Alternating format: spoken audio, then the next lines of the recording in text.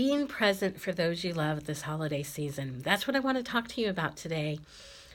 Um, I've been having a lot of conversations with clients who the holidays are stirring up things for them, and they're a wonderful opportunity to grow and expand in your capacity to give love and to truly receive it, and to interrupt patterns that are no longer serving you with your family this holiday season. So, what I want to do is I want to just briefly talk about the five love language. Gary Chapman, in his book, The Five Love Languages, talks about how there are five ways that we can communicate love to each other. And what's important with the five love languages is to identify what the love language is for those you love and what your love language is, and to be able to communicate their love language to them so that they truly feel loved. And this is really important during this holiday season because it's a way to assess and support yourself, to be accountable, to be fully present, to give and receive love in a way that really means something instead of getting caught up in the holiday madness of buying, compulsive eating and drinking and stress and overwhelm and conflict and drama, right? So, what are the five love languages? One is words of affirmation. This is, the idea of praise, encouragement, support through words as a way of feeling loved by someone. So if this is someone's love language in your family, then more important than a gift, more important than hosting that dinner, and making sure everything's perfect for the holiday when you spend time together, what's most important is that you communicate your love for them, that you express with words how you love them, why you love them, what is it about them that you love, that you listen and praise them and validate them and acknowledge them and encourage them, right? That's the love language for that person. That is going to support them to feel loved by you this year in a way that really means something, that's meaningful for both of you. So that's one love language. The second love language is acts of service. For some people, it truly lights them up, and it's the way that they feel loved by you when you do the dishes at the gathering instead of sitting there and praising them and encouraging them. Right? When you get in there and help them cook and prepare, when you get in there and help them clean up, when you get in there and do an act of service, offer your service, right? This would be a coupon book, right? That would be probably the best you can gift you could give them instead of buying something, but making a creative gift of coupons that they can redeem for acts of services throughout the year from you, right? That's a beautiful gift that really will light them up and help them feel loved. The third love language is gift giving. And it really isn't about the dollar amount. It can be big or small, expensive, not expensive.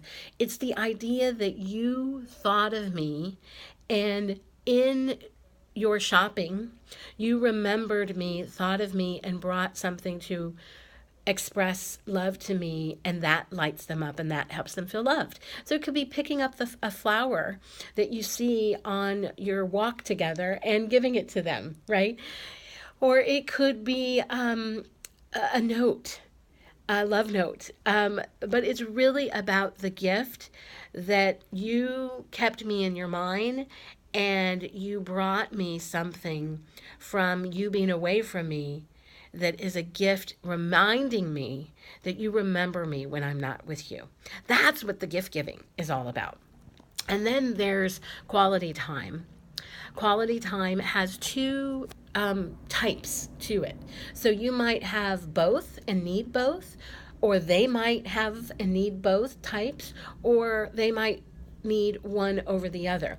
So if quality time is their love language or your love language, you really want to pay attention to, are you providing them the type? So what do I mean by that? So one type is truly uninterrupted quality time and attention to hear and listen to what they have to say to you, to share time together, right? So it is coming home from work. It really means something to your significant other, or when you're with your family, that particular person who wants the quality time of your attention. It's 5 uninterrupted minutes with you to just check in with their heart. Like, how are you? What's really happening? How are you feeling? Or how did that meeting go if they told you about a meeting that they were having? Or tell me how school's going. So it's really about checking in with them, remembering something that they've shared and asking about how it went, or checking in with their heart and really holding space to be fully present, to listen, to be available, to empathize, to hold their heart, to cherish them. 5, 10, 15 minutes. So if you're with the family, if that person's love language is quality time and that uninterrupted attentiveness, you putting down the dishes, you putting aside the distractions and spending 5 quality minutes with that person, it's going to light them up more than anything else. They're not the ones paying attention, judging, and criticizing how perfect or not perfect the experience was. What they're going to remember, what they're going to feel loved by, is that you didn't care about it being perfect, but you took the time out to be attentive to them, to have quality of connection with them for 5 minutes.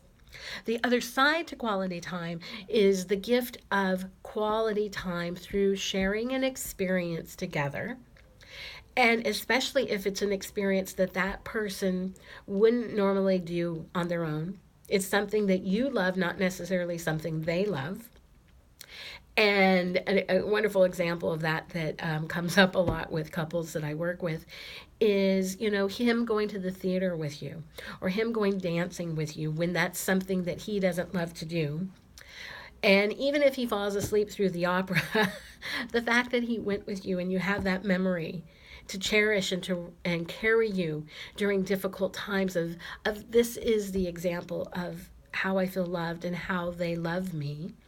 They go out of their way to have an experience with me that's quality time for us, and it allows me to have a memory to cherish and hold on to and anchor myself when I'm disappointed, frustrated, and not feeling loved by you, right? And then one of the other love languages is physical touch. Now, physical touch isn't really always about sexual intimacy. Physical touch can be that hand holding, that just gesturing, the touching of your beloved's hair, the grazing, just that nudge next to each other, the cuddling, the snuggling. So there's all kinds of touch, and it doesn't always have to be sexual or lead to sexual, but it can and it does, and makes it even better. So that's the idea. So here's what I want you to do. I really want you to think about your family members, the people you're going to be spending time with this holiday season, and think of them not in terms of what gifts are you going to buy for them.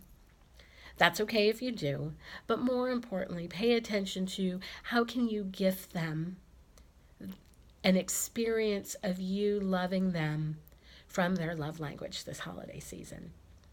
And you're more than welcome to put on your gift list what you want, which is your love language, and letting people know what your love language is so that you can experience and take responsibility to receive the love that you deserve and that will speak most to your heart. Right? That's the presence that I want to challenge you to be, give, and stay open to receive this holiday season. Next video, I'm going to talk about the hidden secret about the love languages that a lot of people don't realize, and is why for some people they're like, that love language doesn't work for me. I don't believe in that stuff. That doesn't work for me. Well, the reason why it doesn't work for some people is what I'm going to share with you in our next video. Bye for now. This is Michelle of MichelleConvoy.com.